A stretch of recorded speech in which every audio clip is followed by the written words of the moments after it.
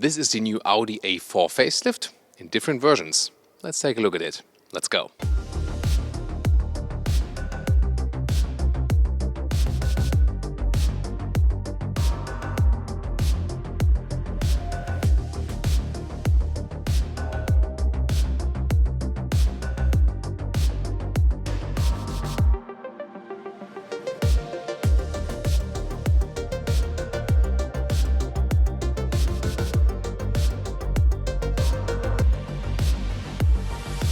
The new front here of the A4 is definitely flatter, and also the grille has become even wider. Now it is a trend. This one here is the S4, the sporty version.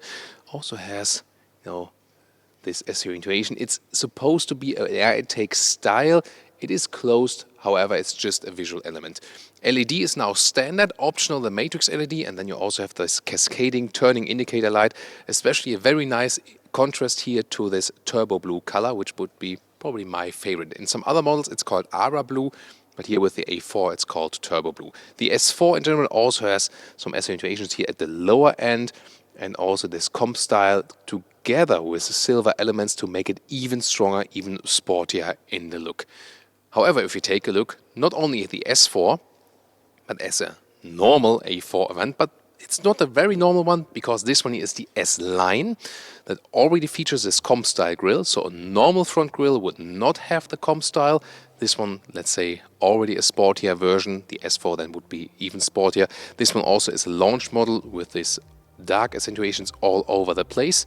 And now the front of the A4 Allroad, 3.5 centimeters more ground clearance, and this crossover look here, that's also quite beautifully done. What a beauty in this color, right? 4 meters 73, 15'5" or 186 inches is the length of the A4. This of course has not changed. This one here, the Sedan, with a typical Sedan change, rather conservative. We'll soon get to the Estate. In the rear we can see the changed tail light signature. That's quite beautifully done. Looks really modern now, although the classic building style is still present. The S4 also gets this integrated wing lip right there. It's also in a subtle way. Some comp style and a small style right there at the lower end. And now to the side profile of the Avant. That's the name for the Estate. Interesting that really, especially its Estate version, profits from this facelift, because you can see here those new design lines in the front and also in the rear right there, and that makes the car appear a little bit more dynamic. Of course, especially also with those 19-inch wheels here, the biggest ones are available in a different style. In the rear, the main change is again the tail lamp signature. Then again, with this launch edition, we got this dark style over here. So I think it works pretty well when the Estate is also tuned on a sportier style. That's quite okay. They also tried that with the exhaust tips. Again, the outer part is just cosmetic, doesn't really belong to the actual exhaust. And now this one here is still the Estate, but the so-called Allroad, a model that has become quite popular over the last years. Here now also with painted wheel arches, not only the plain plastic crossover, but also with paint on it. Interesting contrast, and also strengthened in the appeal right there with the big quattro lettering. So overall, this Quattro style, this all-road style, has been enhanced here with the facelift, especially for this model. And let me give you some information about the different suspensions that are available. It's basically the same like before, a base suspension, which is actually quite decent. So we tested that one out as well, so I can recommend to go for that. Then there's an optional sport suspension, which would be standard for the S4. And then you get two adaptive suspensions, one with a little bit more comfortable, nuance, and the other one adaptive, but then with a sporty nuance. So 4 overall to pick from. And actually I would go, if you seek the most comfort, just with the base one if you want to save money, or then with the adaptive comfortable setup. There's a wide variety of engine choices. 2-liter TFSI, the turbo petrol engine with different horsepower configurations. A 2-liter TDI, the diesel, also again different horsepower trims. And then there are also the 3-liter 6-cylinder, so a 3-liter TFSI or the 3-liter TDI. And interesting is that those sports versions, here this one, the S4, for Europe and also for Russia will be the S4 TDI, so the 3-liter diesel with around 350 horsepower. In the US you will still get the S4 as the petrol engine with 3-liter TFSI, also around 350 horsepower.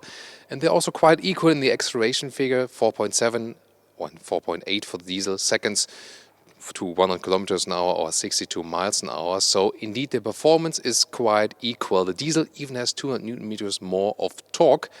Again, the petrol a little bit faster probably. So power performance wise will not be a big difference, but I know some will criticize that you only get the TDI in Europe. If that's a problem really, we will experience it later when we drive the vehicle. What's also interesting is that this one here now then, because this one is the diesel version, will also be coupled to a mild hybrid system. Will it be less in consumption then and still powerful? We can find out later when we drive the car. This is the car key, slim and elegant, and here also has an S badge on the other side. Then I told you earlier, those door handles right there go up a little bit, interesting, and a nice door closing sound. Then at the inside of the doors, soft touch at the top part. Then here some Alcantara inserts. This is very well done. This one here, the S4, also comes now, if you like, with those carbon fiber inlets. It's a new sporty style with the facelift. Then flat and bottom steering wheel, sporty style for the S right there. You can already see some of the new infotainment system. We will soon go in detail to that because this is actually what's really new. The seats, different form available. Base seats also with fabric choices. Also Alcantara is possible or some fabric mix. Those ones here, optional animal skin equipment with the S sport seats. There are also normal sport seats available with separated head restraints. Those ones here have this quilted function or quilted structure. I'm on 1m86 or 6'1". Leaves a lot of headroom, no problem. Will be a little bit less if you pick a panoramic roof. Interior overview. Well, what has changed? Of course, directly you see it. This new screen with the new software on it, 10.1 inch in size. And yeah, it is somewhat attached because it's a facelift. It's not a new model. It hasn't been planned with the model, so to say. But the advantage is, I mean, you don't have any control knobs anymore, but due to this attachment here, you can easily access it also while driving, so it's very close to the driver still. Telephone connection via Bluetooth or via Apple CarPlay or Android Auto, and Apple CarPlay is now also available wireless. Then I'm really a fan still of this climate unit, of the clicking sound. And the metal knurled knobs, really like that, also with the AC here that has this capacitive function that things change. So on the left side you either get analog instruments in two different versions, or this one here optional, the virtual cockpit, soon more details to that.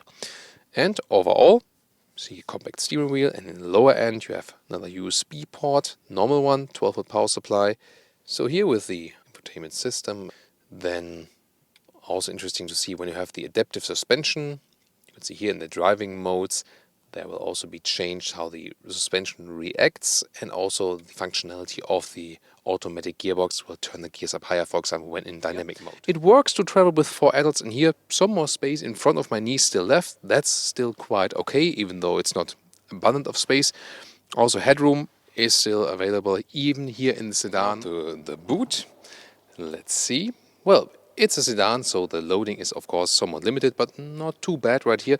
I also have a sample suitcase here, and well, in a vertical way, it does still fit somewhat. You can see here, so also okay from height. And now to compare a different interior here. This is a matte wood finish, feels good, also looks good. I would go rather for this one, really cool. This one here, the interior of the Allroad, but you can get this interior also for a normal A4. Here, for example, different seats and a different steering wheel. So those ones here are with the separated head restraint, the comfort seats. And it is indeed as I expected, because those non-integrated head restraint seats, they have a gap here at the back part, and that then leaves you a little bit more legroom. Interesting. Also, the Avant has a little bit more headroom if you lean backwards, but indeed the difference is not that big. So the Sedan has some reasonable headroom indeed. Now we open the hatch here with the Avant. Doesn't make any difference if the Allroad version or not. 500 liters, this here, up to 1,500. We will soon show you that. Have you seen that one, by the way? It's a great resolution here. You can also remove this top cover, but it moves actually alongside here with the hatch. So when it goes down, you know, it also goes down again, and when it goes up, it it goes up with it. Very clean and good solution. Then you can easily access this one. Again, have the sample luggage right here. Like this or like this. Maybe like when you push it like here, then it works. You see, for design reasons, it's a little bit flatter right here. But then again, I think you can easily access the trunk, so the Estate is of course a big advantage if you compare it to the Sedan. And now to our conclusion for today with the Audi A4 Facelift. I think it was very interesting for you that we could also deliver you some different versions today. The S4, of course, especially in this color, my favorite. Really looking forward to drive it once more. We already have an S4 driving review of the pre-facelift if you want to tune into that. Exterior styling wise, the car looks more modern and also again more aggressive. A typical trend to make a car sportier, sportier, sportier, sportier from every new generation, every new facelift. But I think it does suit the car, and also interesting that they even touched the side profile in this very facelift. Especially remarkable with the Estate, and even more with the Allroad, that really looks quite different than the outgoing pre-facelift model. So Sedan or Estate, tell me your favorite right there. Interior is a great build quality. Just the one thing, with the flipping of the A4 Avant there in the rear from the trunk, this is one of the things they have to improve still. Sadly, didn't do that with the facelift. Everything else, great build quality. Interesting also with the new infotainment system. It's really from standard with every base model, and that is good, for example, for the residual value, so the hardware remains the same. And also if you buy the car later as a used car customer, however, the downside of that is some software elements can be switched, and you have to, for example, buy the smartphone interface or the extensive GPS, satellite view and so on. And well, what do manufacturers do? The same, that's like Tesla is doing. They make us pay also not only the initial price, but then also, for example, for monthly packages. So they search ways to get even more money from you. So it has pros and cons. So on the one hand, it uses you as a customer. On the other hand, they try to also make you pay monthly. That's also the direction all manufacturers are going to. So this is also a very interesting aspect here for sure. We'll see you again at the driving review, and please leave us some comments about the new changes you've seen here with the A4. Thank you for watching.